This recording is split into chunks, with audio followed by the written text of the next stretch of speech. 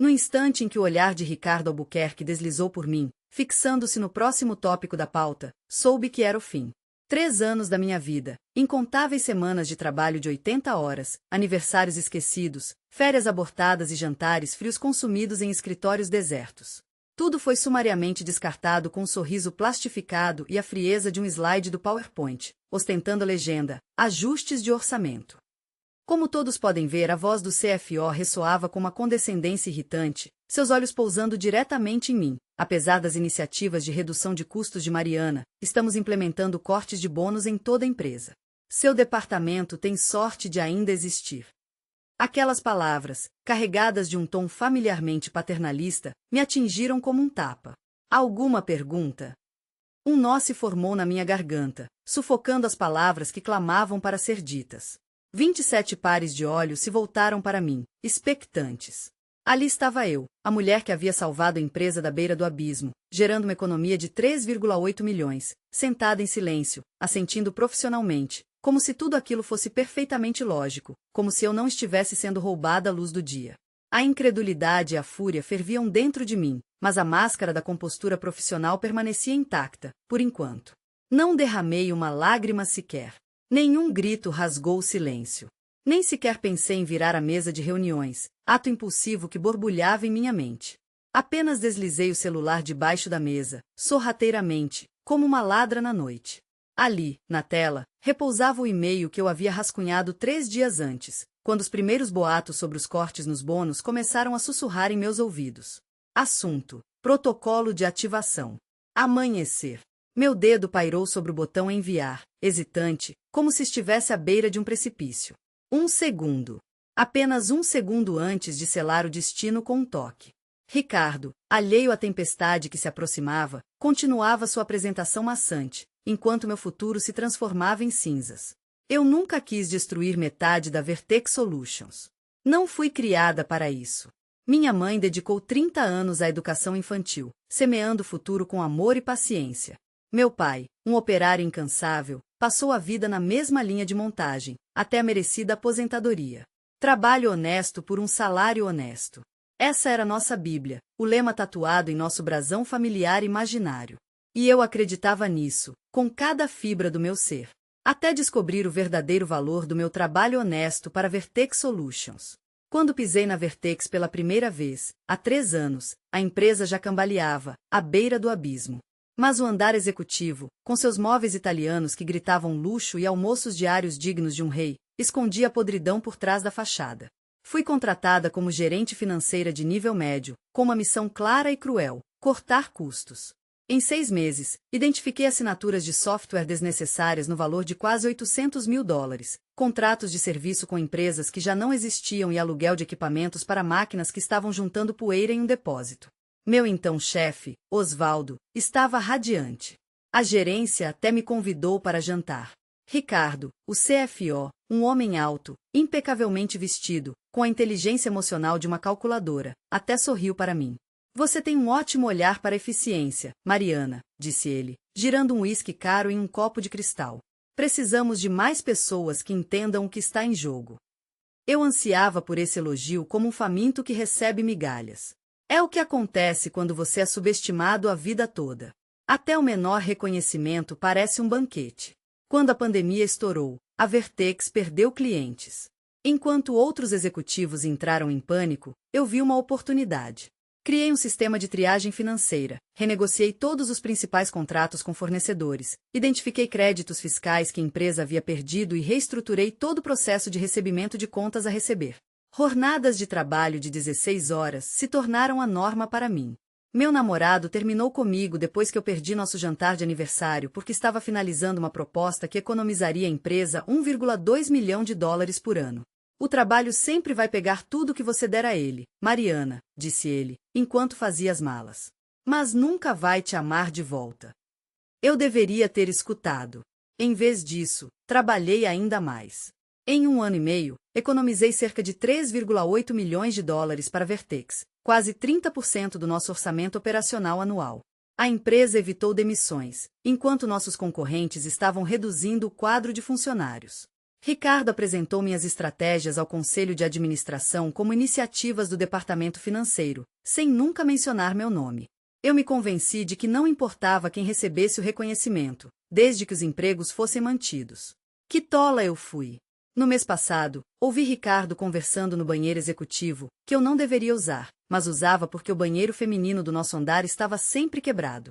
Ele gargalhava ao telefone. O conselho aprovou o pacote de remuneração dos executivos. Ele exultava para alguém do outro lado da linha. Sim, eles engoliram toda aquela conversa sobre economia. Anunciaremos cortes nos orçamentos dos departamentos na próxima semana, mas não se preocupe, nossos bônus estão seguros. Acho que este ano vou para Búzios, em vez de ficar preso nesta Guarujá. Congelei na cabine do banheiro. O rolo de papel higiênico ficou paralisado na minha mão. A empresa, ao que parecia, não estava lutando para sobreviver. Eles estavam apenas cortando nossos orçamentos.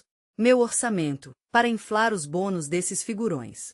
Naquela noite, não consegui pregar o olho. Em vez disso, fiz algo que nunca havia feito antes. Usei meu acesso ao sistema para examinar a estrutura de remuneração. O que vi me deu ânsia de vômito. Minhas iniciativas economizaram à empresa 3,8 milhões de dólares, e a equipe de liderança reservou 2,9 milhões de dólares desse montante para si como bônus. Meu próprio bônus, com o qual eu contava para finalmente dar a entrada na casa própria, foi reduzido dos prometidos 60 mil dólares para uma esmola miserável de 8 mil dólares. Na semana seguinte, exibi um sorriso forçado em cada reunião. Colaborei em projetos com uma dedicação quase teatral. Ofereci-me para buscar café para minha equipe, numa demonstração de camaradagem que escondia meus verdadeiros intentos. E, noite após noite, no santuário do meu lar, documentei tudo com uma precisão metódica, quase obsessiva. Cada relacionamento com clientes que eu, pessoalmente, resgatara das garras do descontentamento. Cada falha grotesca no sistema que eu expusera ao implementar medidas de economia de custos, medidas essas que, ironicamente, me levariam à porta da rua. Cada senha e código de acesso que, em teoria, deveriam ter sido alterados há muito, mas que jaziam intocados, vítimas da escassez de funcionários após a famigerada otimização do orçamento. Cada nota de reunião executiva que contradizia flagrantemente o discurso tranquilizador que era vendido aos funcionários. Criei 3 discos seguros, cada um tesouro de informações comprometedoras. Um continha cópias de toda a correspondência que provava, inequivocamente, as minhas contribuições, o meu valor inestimável. Outro guardava informações detalhadas sobre os clientes, um verdadeiro dossiê com preferências pessoais e vulnerabilidades contratuais, um mapa para navegar nas suas emoções e decisões. O terceiro disco, esse era a joia da coroa, o segredo mais obscuro. Não era apenas um amontoado de senhas. Era um catálogo exaustivo de cada atalho obscuro, cada protocolo de segurança negligenciado, cada brecha que permitia que os nossos sistemas, remendados e improvisados ao longo de anos, continuassem a funcionar.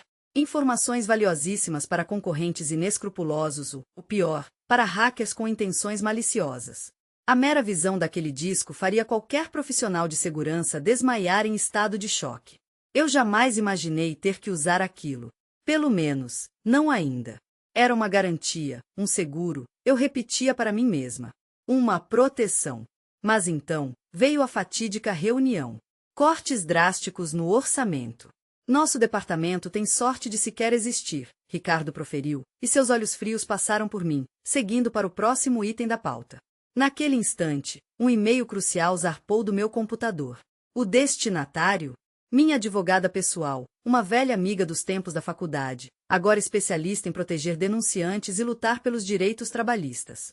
Cada documento, cada detalhe que eu havia meticulosamente coletado, tudo legalmente obtido através do meu acesso de trabalho, estava agora salvo em seu servidor blindado. Quando a reunião agonizante finalmente terminou, Ricardo, com a falsa cordialidade de um predador, agarrou meu cotovelo.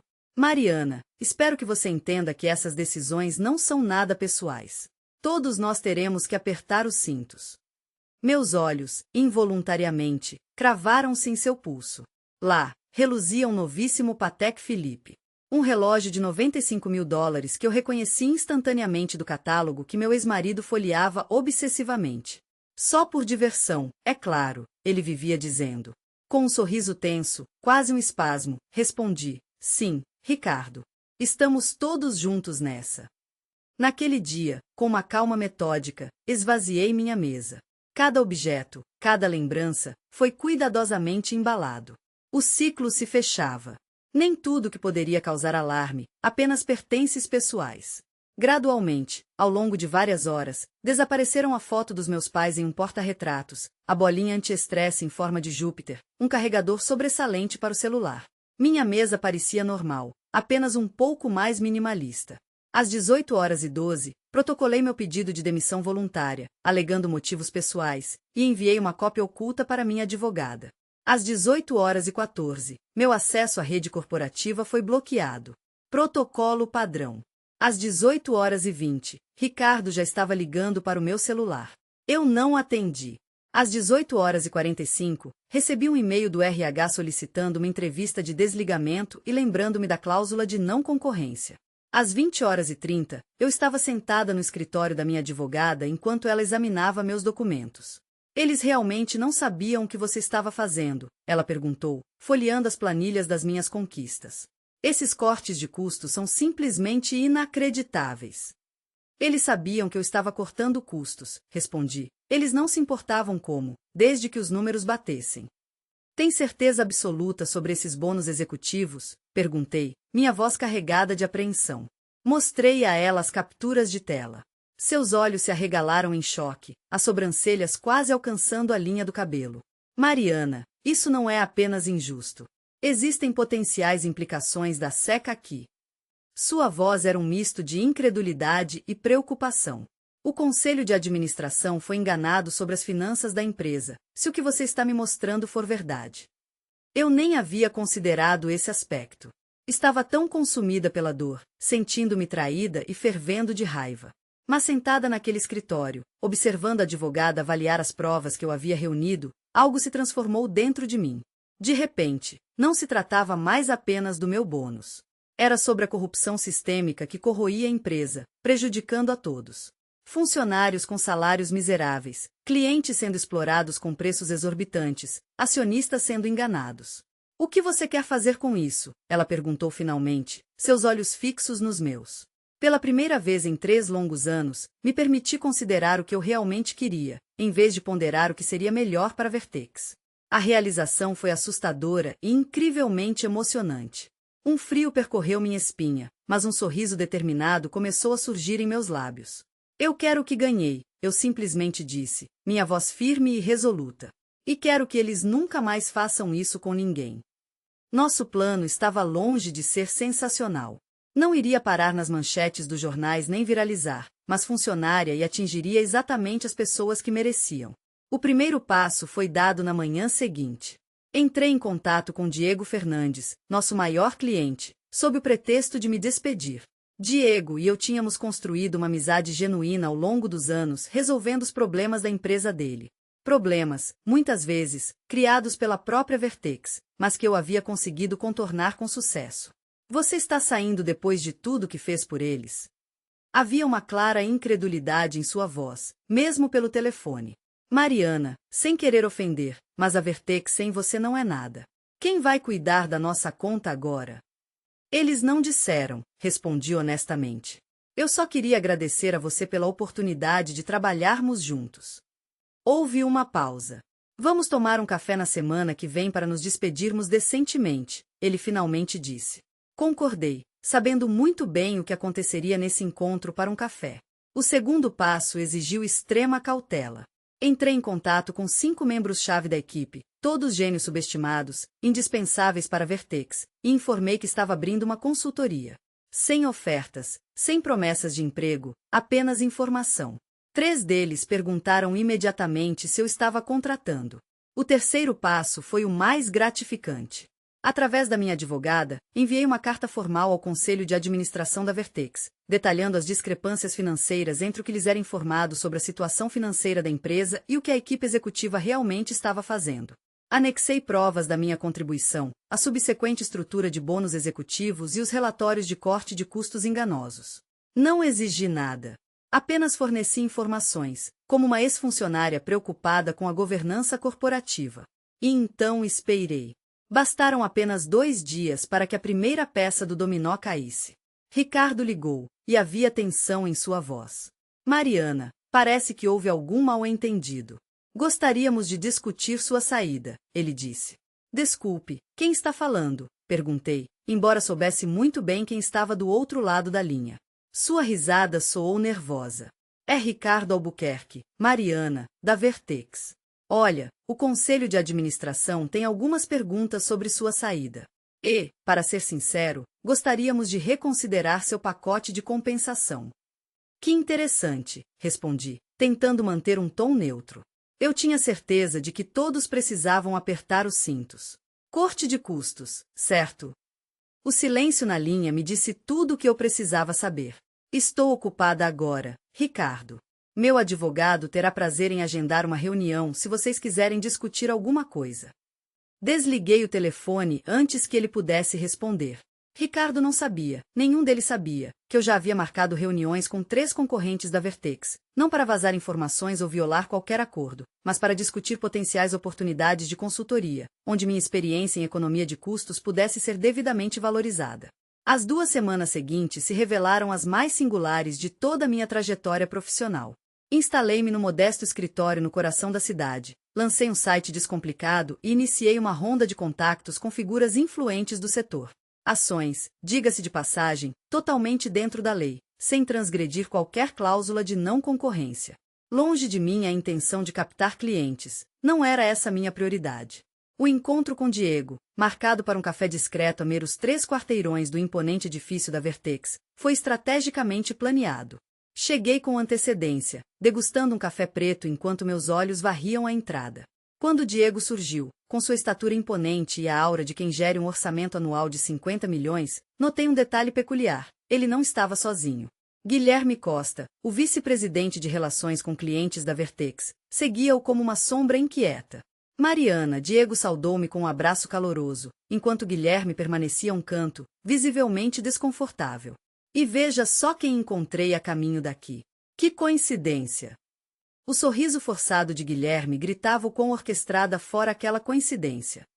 Guilherme, falei com um sorriso profissional forçado, acomodando-me em frente a Diego Fernandes. Na verdade, interrompeu Diego, lançando um rápido olhar para Guilherme, foi por isso que pedi a Guilherme para se juntar a nós. A Vertex me informou que eles estão reestruturando sua equipe de atendimento ao cliente. Acontece que algumas das contas que discuti com você no último ano estão faltando em seus registros. Lentamente bebi um gole de café, mantendo meus olhos fixos em Guilherme. Que estranho, disse, sentindo a tensão aumentar por dentro.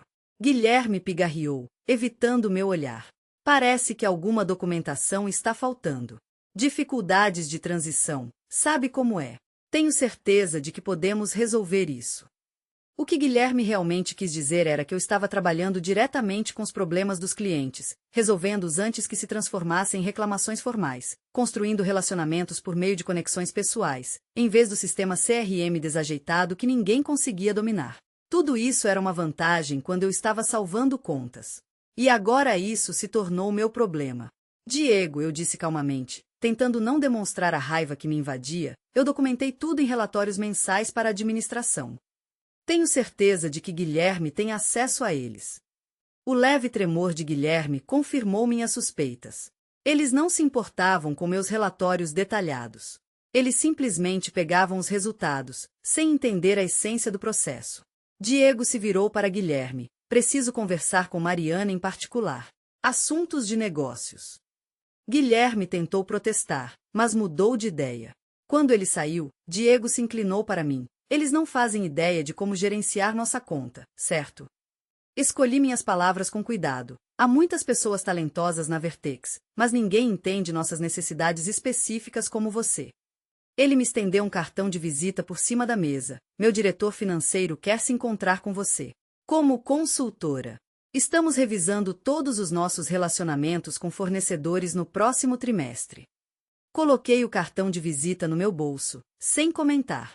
Ambos entendíamos o que isso significava. Até o final da semana, mais 3 grandes clientes entraram em contato comigo. Eu não precisei pedir a ninguém. Assim que aqueles veteranos do mundo dos negócios souberam que eu tinha me demitido, as peças se encaixaram sozinhas em suas mentes. Enquanto isso, a Vertex estava em frangalhos, ruindo por dentro. Meu celular não parava de vibrar com mensagens de ex-colegas desesperados. Ninguém acha o apêndice do contrato do Diego. O Ricardo está surtando, perguntando onde você guardou os modelos de negociação com os fornecedores. Estão dizendo que não há um mísero papel sobre as mudanças que você fez no sistema de faturamento. A cada mensagem, eu respondia com variações polidas de documentei tudo direitinho na unidade compartilhada ou essa informação deve estar nos meus relatórios mensais. E era a mais pura verdade. Eu documentava tudo com uma meticulosidade quase obsessiva, de forma exaustiva, e exatamente nos lugares indicados pela política da empresa. O problema não era a falta de documentação, mas sim a preguiça crônica de todos em sequer abri-la. Exatamente 7 dias após minha partida triunfal, minha advogada me ligou. O Conselho de Administração está exigindo uma reunião imediata. Amanhã, às 9 da manhã, disse ela. Meu coração disparou. Em que termos? Perguntei, tentando manter a calma. Inicialmente, eles ameaçaram processar por roubo de informações corporativas. Enviei um e-mail para eles provando que todas as suas anotações foram feitas de forma adequada e foram encaminhadas à administração. Eles mudaram de tática e agora estão oferecendo um contrato de consultoria. Dei uma risada sem humor. Eles querem me contratar de volta como consultora, oferecendo 4 vezes o meu salário anterior, mais o bônus integral que me foi prometido inicialmente. Por um momento, fui tomada por uma onda de satisfação. Finalmente, eles reconheceram o meu valor. Mas esse sentimento logo foi substituído por algo mais profundo e frio. Eu não estou interessada. Houve um silêncio do outro lado da linha. Mariana, esta é uma oferta muito generosa. É um pagamento pelo meu silêncio, retruquei. Eles não precisam que eu volte. Eles precisam que eu me cale. E sim, há mais uma coisa. O Conselho de Administração convocou uma reunião de emergência para rever os pagamentos de bônus da administração. 2 membros do Conselho exigiram transparência total sobre as medidas de redução de custos que implementei e como a equipe executiva as reportou. Aquilo, sim, era intrigante. Não o bastante, mas instigante o suficiente para despertar meu interesse. Vou me encontrar com eles, decidi, com um sorriso de predador nos lábios. Mas não na Vertex. Que venham ao meu território. A expressão no rosto de Ricardo ao adentrar meu escritório, pequeno, porém elegantemente decorado, na manhã seguinte, pagou cada centavo do aluguel. Ele estava acompanhado por Beatriz Oliveira, assessora jurídica da Verte.es, e Isabela Souza, a presidente do conselho, uma mulher sagaz na casa dos 60, que eu só havia visto em reuniões gerais da empresa. Senhora Carvalho, Isabela começou, antes que os outros pudessem sequer abrir a boca. Agradecemos por ter concordado com esta reunião. Seu tom era formal, quase cauteloso. Naturalmente, respondi, mantendo-me sentada à minha mesa. Não ofereci café, nem me prestei a amenidades. Jogos de poder sutis, aprendidos observando homens como Ricardo ao longo dos anos. Um leve sorriso brincava nos meus lábios, enquanto meus olhos avaliavam cada um deles, buscando menor sinal de fraqueza ou hesitação. A dança estava apenas começando. Temos algumas preocupações sobre a sua partida, afirmou Beatriz, colocando uma pasta sobre minha mesa. Especialmente em relação às informações da empresa. Não toquei na pasta. Minha advogada, sentada ao meu lado, falou por mim. Minha cliente não violou nenhum acordo de confidencialidade. Toda a documentação que ela coletou foi criada no curso de suas funções normais e devidamente armazenada nos sistemas da empresa. As maçãs do rosto de Ricardo se crisparam. A questão não é o que ela documentou, mas como ela está usando essa informação. E como exatamente eu estou usando essa informação, Ricardo? Perguntei, olhando diretamente nos olhos pela primeira vez. Ele hesitou. Clientes estão ligando, fazendo perguntas, ameaçando rever seus contratos. Fui eu quem contatou seus clientes? Que eu saiba, Diego Fernandes me convidou para um café de despedida. Não posso tomar um café com um amigo? Isabela levantou levemente a mão, interrompendo a resposta de Ricardo. Senhora Carvalho, sejamos francos. Você foi um ativo excepcional para a Vertex. Sua saída criou certas dificuldades. Gostaríamos de discutir seu retorno. Sorri educadamente. Não estou interessada em retornar à Vertex. Talvez como consultora, insistiu ela. Com a devida compensação. Que compensação seria adequada, em sua opinião? Perguntei. Ricardo interrompeu. Estamos dispostos a oferecer um contrato de consultoria de $15.000 por mês durante 6 meses, mais seu bônus inicial integral de $60.000. O valor era ofensivamente preciso. Eles calcularam quanto achavam que seria necessário para me subornar sem perturbar sua preciosa estrutura de bônus executivos. É generoso, disse, notando o alívio brilhar no rosto de Ricardo antes de continuar, mas não é suficiente. Beatriz se inclinou para a frente. O que seria suficiente, senhora Carvalho? Olhei para cada um deles por sua vez antes de declarar. Divulgação total a todos os funcionários sobre a real situação das finanças da empresa. Reversão do programa de bônus executivos até que os bônus dos funcionários sejam restaurados aos níveis prometidos. Uma análise abrangente da disparidade salarial de gênero em toda a organização e reconhecimento público de minhas contribuições para a recuperação financeira da empresa. Ricardo riu. Isto não é uma negociação. É uma aquisição hostil. Não, Ricardo, respondi calmamente. Uma aquisição hostil seria se eu aceitasse as ofertas da Nortar Solutions, Vanguard Tech e Meridian Group, que todas me abordaram, e trouxesse meu profundo conhecimento das deficiências operacionais da Vertex para 3 de seus maiores concorrentes. O silêncio caiu sobre a sala. Você tem um acordo de não concorrência assinado, lembrou Beatriz suavemente. Minha advogada sorriu, que a impede de trabalhar para concorrentes em um raio de 80 quilômetros por 6 meses, somente se ela receber sua indenização e bônus garantidos por contrato. Como a Vertex não cumpriu a obrigação de pagar os bônus, o acordo de não concorrência é nulo. Lei de contrato básica, Isabela murmurou, seus olhos se estreitando como se estivesse tentando ler meus pensamentos. O que exatamente você quer, senhora Carvalho? Justiça, respondi simplesmente. Não apenas para mim, mas para todos na Vertex que criaram valor que acabou indo para os bolsos dos executivos. Ricardo saltou, como se tivesse sido picado. Isso é um absurdo. Ela está tentando ditar a política da empresa. Ela não tem fundamento. Ricardo, sente-se. A voz de Isabela, apesar de sua suavidade, soou como um chicote. Ela se virou para mim. O conselho não estava totalmente ciente de como a quantia economizada por você estava sendo distribuída. Este assunto está sendo tratado separadamente. Era uma forma diplomática de dizer que Ricardo e sua equipe estavam em sérios apuros. Eu agradeço, respondi, mas minhas condições permanecem as mesmas. Eles saíram sem chegar a um acordo, mas eu sabia que tinha vencido. O conselho viu a documentação. Eles entenderam o que aconteceu. A questão era apenas como eles lidariam com isso. A resposta chegou 3 dias depois, como um trovão, em forma de um e-mail corporativo que um ex-colega gentilmente me encaminhou. Com efeito imediato, Ricardo Albuquerque está se afastando do cargo de CFO para buscar novas oportunidades, dizia o texto frio e formal. Uma bomba. Mas a notícia não parava por aí. Uma auditoria interna rigorosa das práticas de relatórios financeiros foi iniciada. O pânico era palpável. E, como um balde de água fria nos planos de todos, os cortes orçamentários anunciados anteriormente estão suspensos até a conclusão desta auditoria. O e-mail terminava com um agradecimento institucional. O Conselho de Administração expressa sua sincera gratidão a todos os funcionários cujo trabalho árduo e dedicação contribuíram para a recuperação financeira da Vertex, especialmente aqueles nas operações financeiras. Meu nome. Silêncio absoluto. E, para ser honesta, eu nem esperava um reconhecimento público. Mas, no fundo, cada pessoa naquela empresa sabia exatamente quem havia desencadeado esse acerto de contas explosivo. Naquele mesmo dia, meu celular vibrou com uma mensagem pessoal de Isabela Souza, solicitando outra reunião. Desta vez, sem plateia, apenas nós duas. Escolhemos um restaurante discreto, estrategicamente localizado longe do alcance da Vertex e do meu novo escritório. Isabela, com a determinação que lhe era peculiar, não perdeu tempo com salamaleques.